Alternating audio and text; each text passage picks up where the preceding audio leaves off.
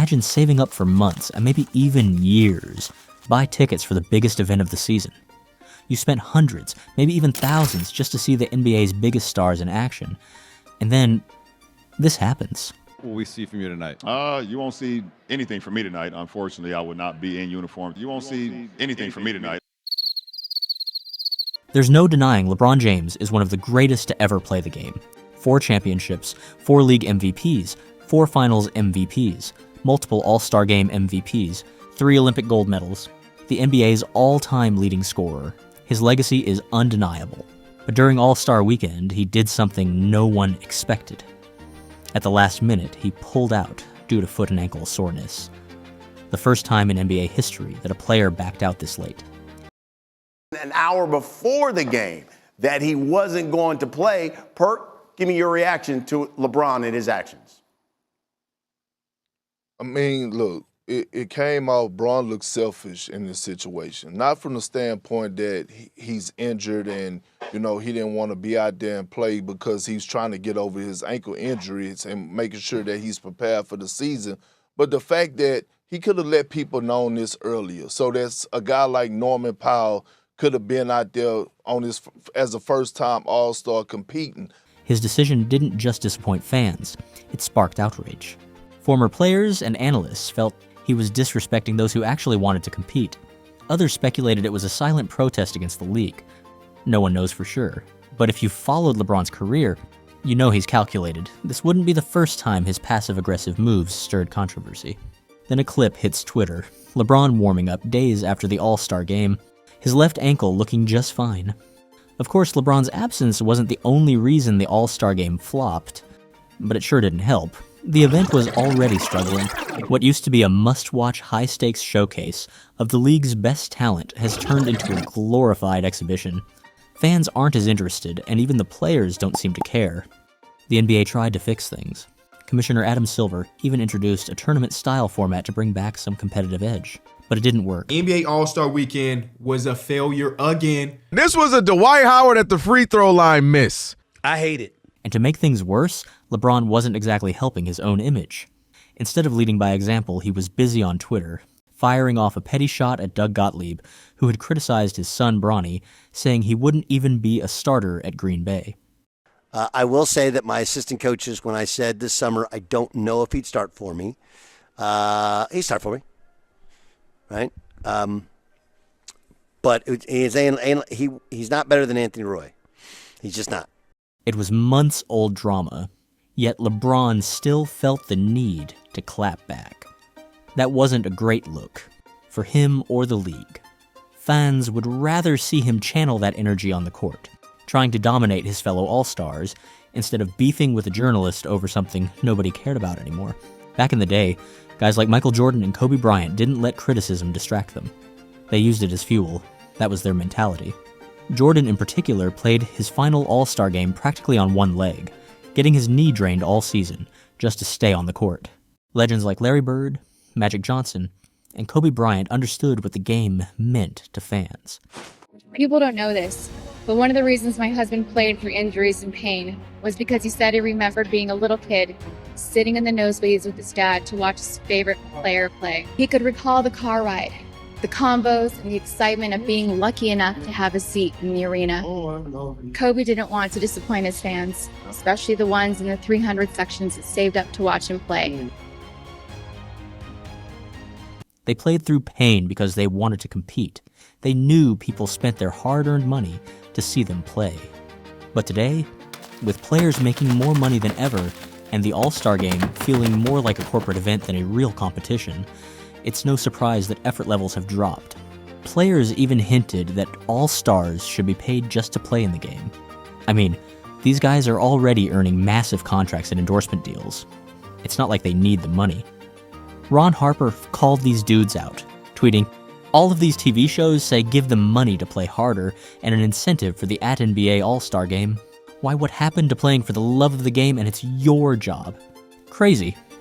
Which speaks to a deeper, more concerning trend among NBA players. They only play for the money.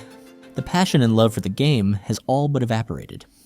It wasn't always like this. There was a time when the All-Star Game mattered. Players went all out, legends were made, and fans got their money's worth.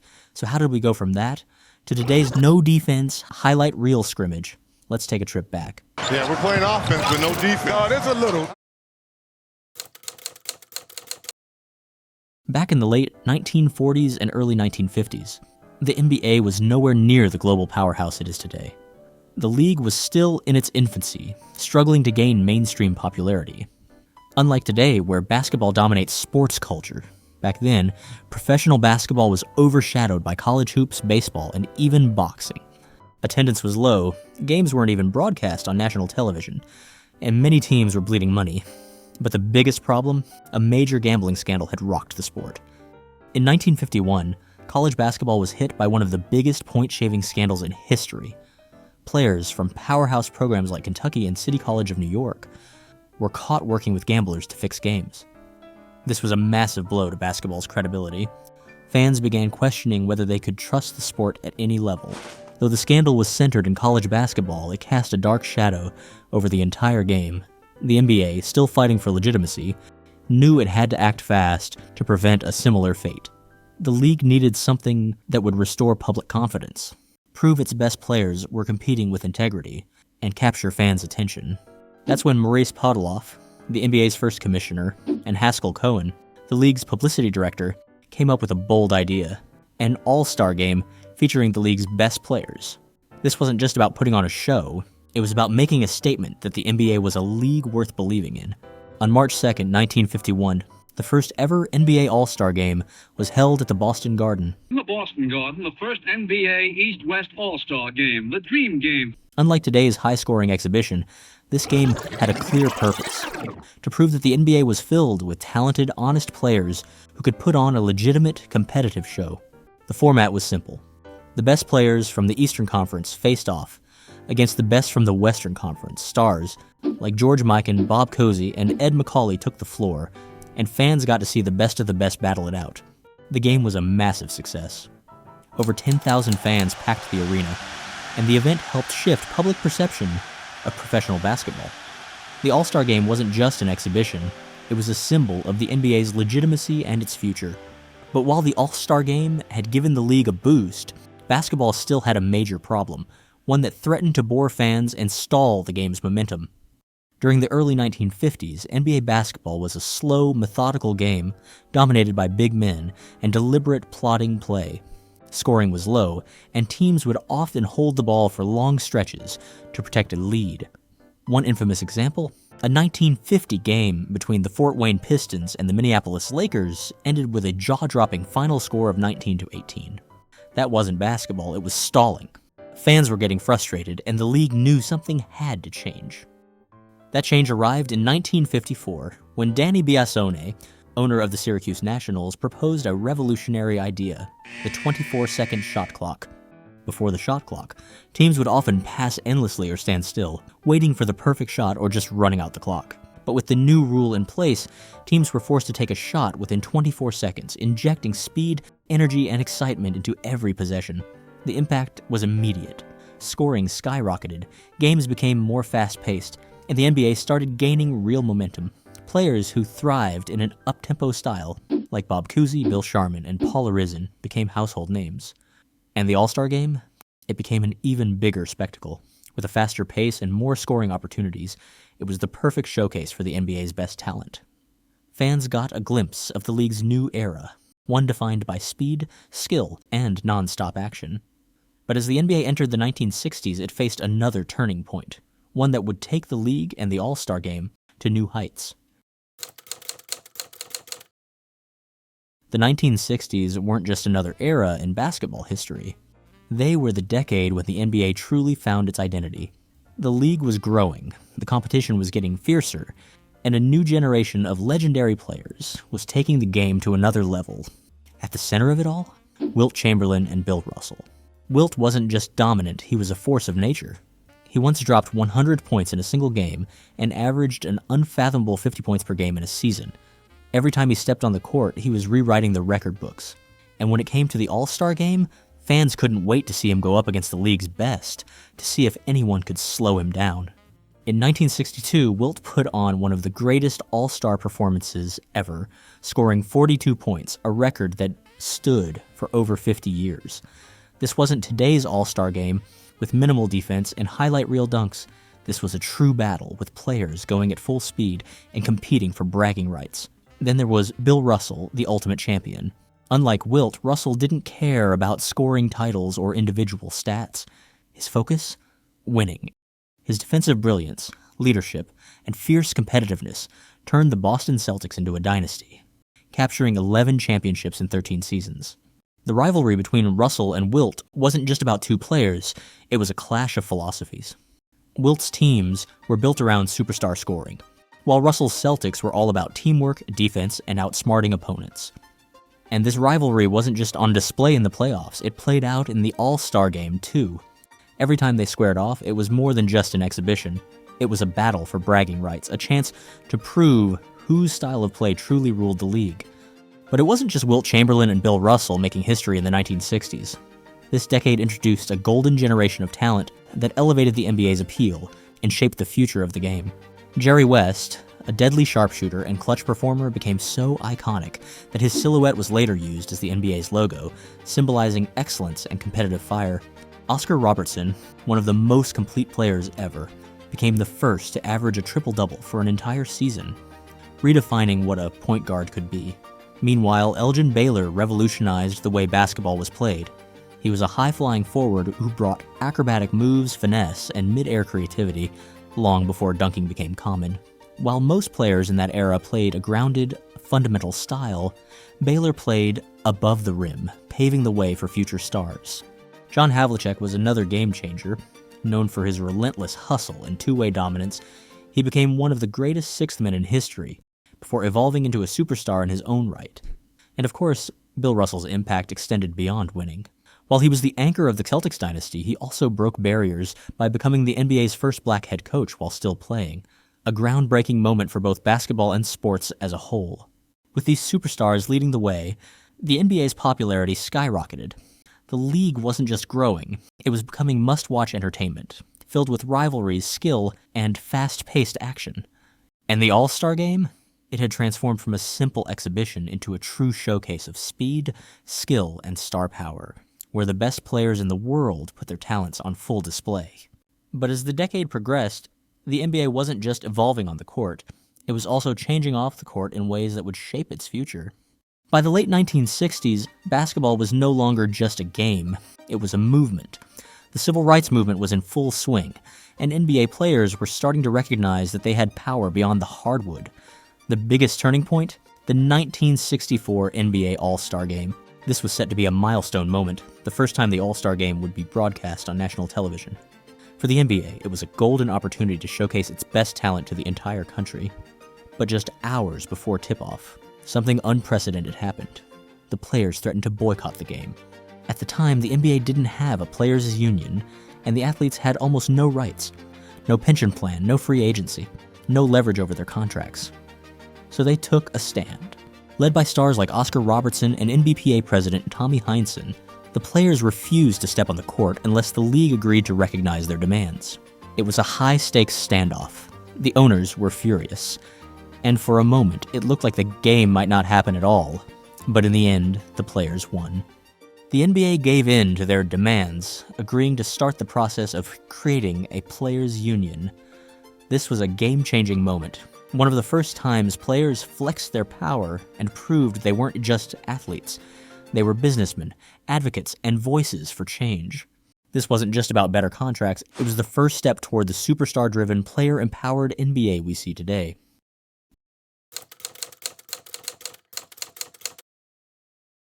If the 1960s were about establishing the NBA's stars and rivalries, the 1970s were about survival. The decade was filled with both excitement and chaos. The NBA welcomed a wave of new talent, but it also battled image problems, financial instability, and declining public interest. Adding to the pressure was the rise of a major competitor, the American Basketball Association. Founded in 1967, the ABA wasn't just another basketball league, it was a direct challenge to the NBA's dominance. The ABA did things differently. It introduced the three-point line, encouraging outside shooting and faster-paced play. It also emphasized high-flying dunks, bringing an explosive level of athleticism to the game. The league's up-tempo, free-flowing offense made it exciting to watch, and its bold marketing tactics helped attract young, electrifying talent. And at the heart of it all was Julius Erving, the ABA's biggest superstar. Dr. J wasn't just a player, he was a showman. With his gravity-defying dunks, he redefined what basketball could look like. Fans loved him, and his highlight reel plays made the NBA seem slow and outdated in comparison. By the mid-1970s, the NBA couldn't ignore the ABA's growing influence any longer. By 1976, the battle between the NBA and ABA reached its breaking point. Both leagues were struggling financially, but the ABA had proven that its style of play was the future.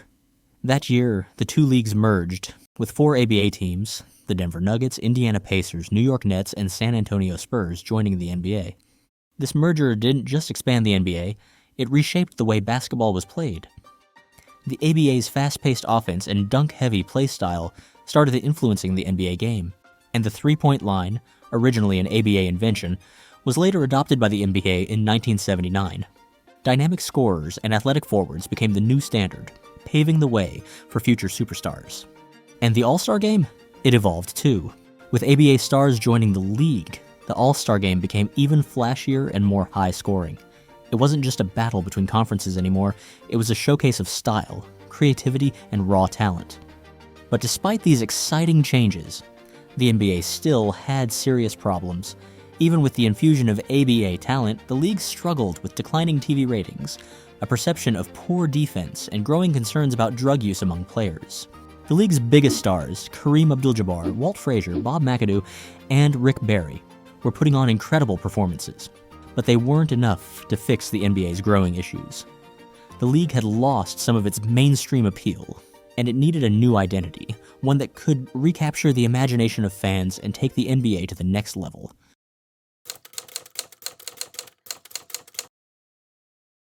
If the 1970s were a time of struggle, the 1980s were a time of revival. At the heart of this revival was the rivalry between Magic Johnson and Larry Bird. Their competition began in the 1979 NCAA championship game and carried over into the NBA, where Bird's Boston Celtics and Magic's Los Angeles Lakers quickly became the league's two dominant franchises. With these two superstars leading the way, the NBA finally had true marketable icons. Bird's gritty, blue-collar style perfectly contrasted with Magic's flashy, fast-paced Showtime offense. Their battles in the NBA Finals helped drive massive TV ratings, and their influence extended directly to the All-Star Game. Fans were now tuning in not just to see highlight plays, but to witness intense competition between the league's best players. During the 80s, the All-Star Game became a major event, fueled by fierce conference rivalries and the league's growing star power. Players like Michael Jordan, Isaiah Thomas, Dominique Wilkins, and Charles Barkley emerged as the new faces of the league, adding even more excitement to the mix. Some of the most memorable All-Star moments came during this era, including Magic Johnson's 22 assists in 1984, Isaiah Thomas's MVP performance in 1986, and Michael Jordan's legendary 40-point showcase in Chicago in 1988. With a perfect blend of competition, entertainment, and must-watch superstars, the NBA All-Star Game reached new heights. As the 90s approached, the league was about to explode into global superstardom.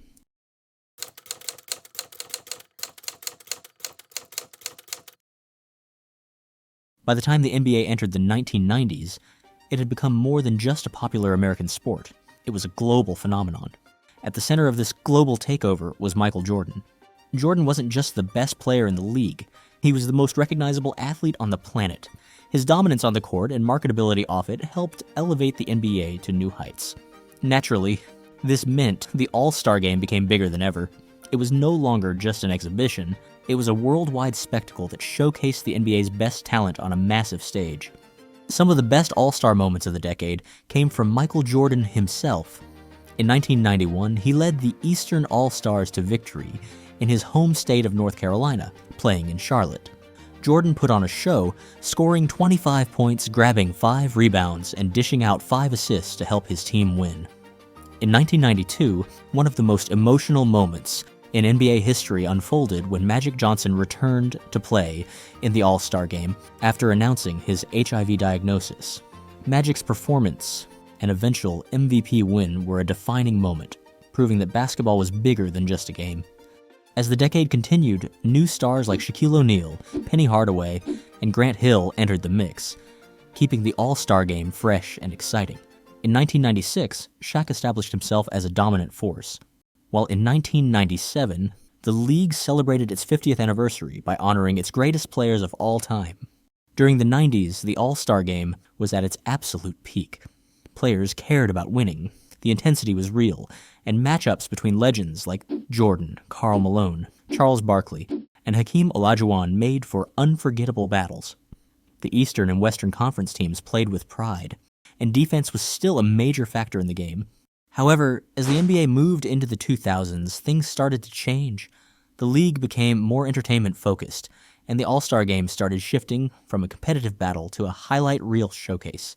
Defense began to disappear, and flashy plays became the priority over actual competition. Perhaps the biggest shift came with the arrival of LeBron James in 2003. LeBron represented a new era of basketball, one that emphasized player empowerment, longevity, and load management. While this era brought undeniable growth to the league, it also changed the way stars approached the All-Star game.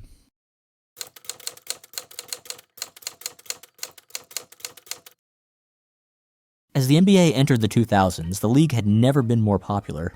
The 1990s, fueled by Michael Jordan's dominance, had turned the NBA into a global brand, and the All-Star game was one of its biggest showcases. However, with Jordan's second retirement in 1998, the league was looking for new faces to carry the torch. The early 2000s saw the rise of a new generation of stars. Shaquille O'Neal, Kobe Bryant, Tim Duncan, Allen Iverson, Kevin Garnett, and Vince Carter emerged as the league's biggest attractions. Their unique styles of play, along with a mix of showmanship and skill, shaped the modern era of the NBA. At the same time, the league underwent major changes in style and culture. The 90s had been defined by physical defensive basketball, but the 2000s introduced a faster, more scoring-driven style. Rules were changed to limit hand-checking on the perimeter, making it easier for offensive players to score. Three-pointers weren't as dominant as they are today, but the game was clearly shifting toward a more entertaining, highlight-driven product. This shift directly impacted the All-Star game, which became more focused on showmanship than actual competition. Players prioritized dunks, alley-oops, and deep three-pointers rather than playing serious defense. The game still had competitive moments, but it was clear that the intensity of past eras was fading. The 2001 All-Star Game was one of the last truly competitive ones, with Allen Iverson leading a massive fourth-quarter comeback for the East to secure a 111-110 victory. Iverson's 25 points and fierce energy gave fans a glimpse of what the All-Star Game used to be, an intense battle for bragging rights. It'll be something they can sit down and talk about. But in the following years, the defense started disappearing, and the game became more of a highlight reel showcase than a real competition. By the mid-2000s, flashy dunks and long-range shots took center stage. The 2003 All-Star Game was Jordan's final one, and the league used it as a farewell celebration for its biggest icon. But not everyone was ready to simply hand Jordan a storybook ending, especially not Kobe Bryant. Kobe, who had modeled his game after Jordan and embraced his competitive fire, wanted to earn every victory, even against his idol. Late in the game, Jordan hit what seemed to be the game-winning shot in overtime, a classic fadeaway jumper over Sean Marion that sent the crowd into a frenzy. By Sean Marion, the fadeaway, yes! It was the perfect ending, but Kobe had other plans. We're yelling, stop the game, stop the game. Being Kobe Bryant, he wanted to win the game. It's broken up by Kidd, played by Browder, Myers, and is fouled. He was fouled in three-point territory. He'll have 3 shot attempts. After Kobe got fouled, Isaiah Thomas says to me, tell Kobe to miss the free throws. I go over to Kobe Bryant and say, yo, Zeke said miss these free throws so he can win. And the look that Kobe gave me when I said that, I will never forget that. I think a lot of the players on the Western Conference can tell you how serious he was about us winning that game. This moment was a testament to the era's competitive nature. Even in an exhibition game, legends didn't just show up to have fun, they came to compete.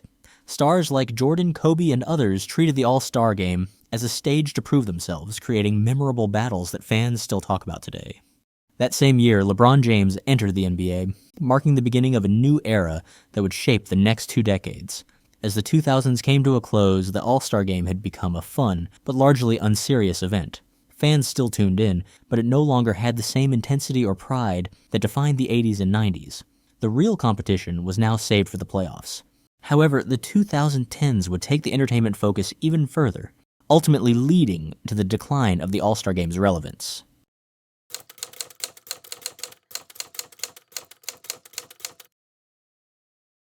The 2010s marked one of the biggest stylistic shifts in NBA history. The league became fully three-point oriented, thanks in large part to Steph Curry and the Golden State Warriors. Curry's unlimited range and deep shooting ability changed how basketball was played.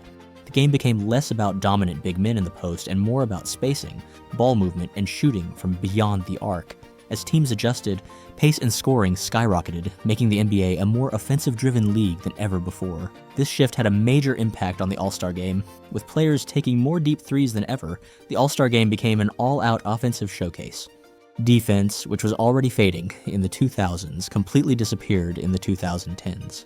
The scores reached insane levels, with teams breaking 300 points in multiple games. One of the defining moments of the 2017 All-Star Game was when both teams combined for 374 points, with barely any defense being played.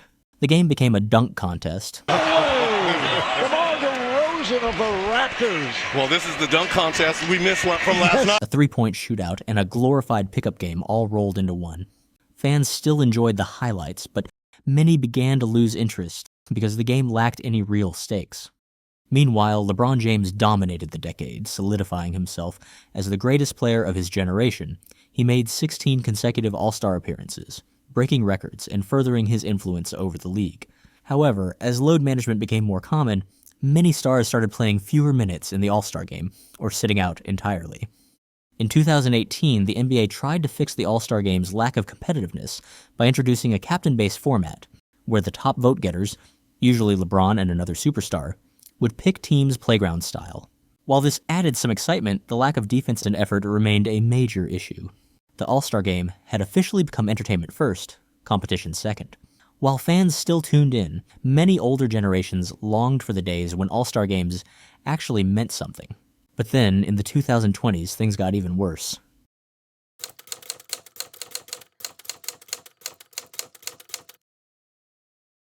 The 2020s began with promise. In 2020, the NBA introduced the Elam ending, a new rule where teams played to a target score instead of letting the clock run out. This innovation somewhat revived the competitive spirit of the All-Star Game, leading to one of the most intense finishes in years. Oh,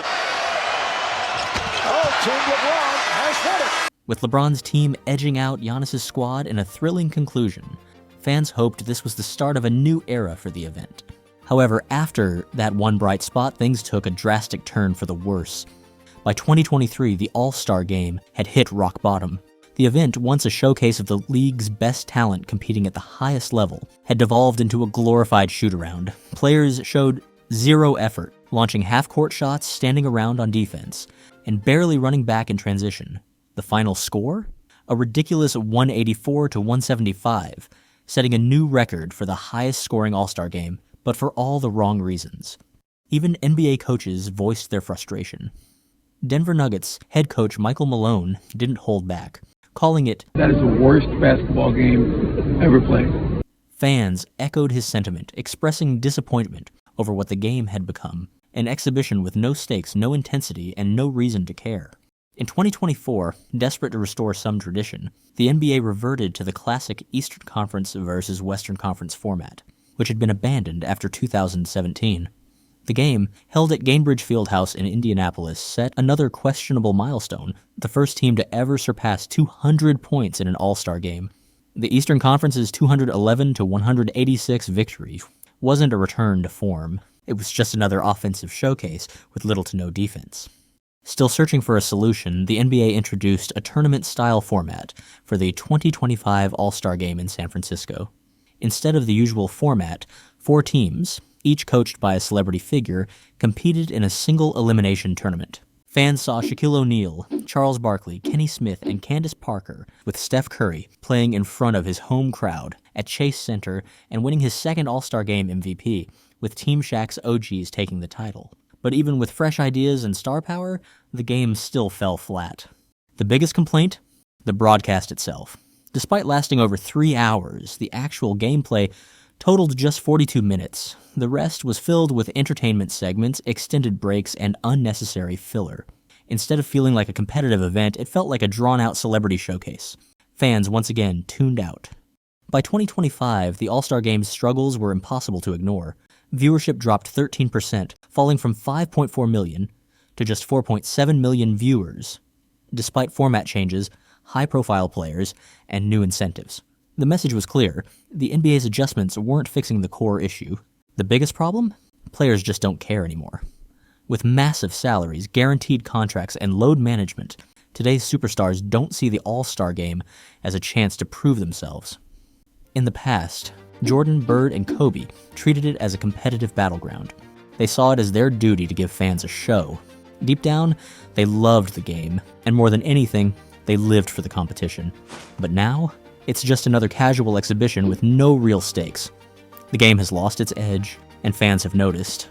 The NBA has tried everything, new formats, rule changes, cash incentives, but nothing has brought back the fire that once made the All-Star Game must-watch TV. So what happens next? The NBA is at a crossroads. Does it find a way to restore competition and make the All-Star Game matter again?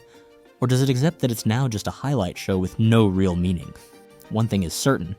The All-Star Game isn't what it used to be. And unless a new generational star comes along with that old-school mentality, willing to bring back the fight, the pride, and the competition, it may never be again.